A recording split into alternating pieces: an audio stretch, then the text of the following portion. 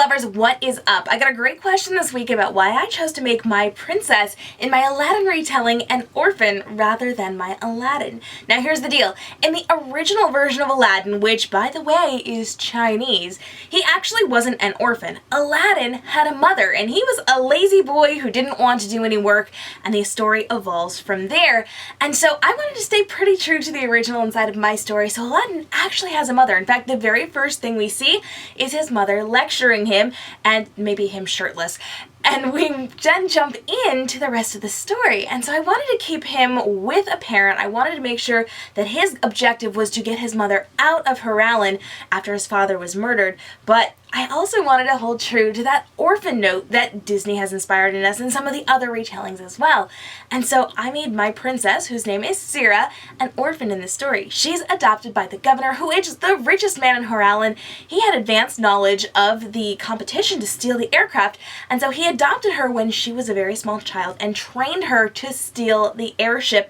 And last year she won the deadly competition. This year she has to sneak back in, but she can't play for the governor, so she has to play for herself, and her ultimate goal is to steal the airship and provide a home for the other orphans who are still living out on the streets.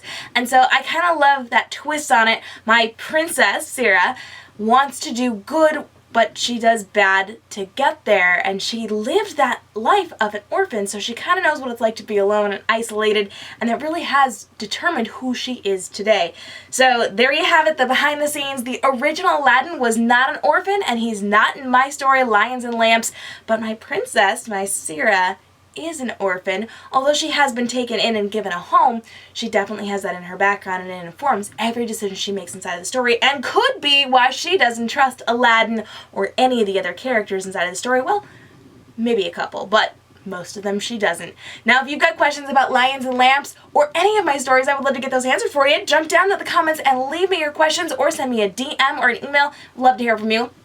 And if you want more behind the scenes, including why my genie has an agenda of his own inside of this story, hit the subscribe and notification bell so you never miss one of these videos. I'm giving you book recommendations, what you should read after some of your favorite books.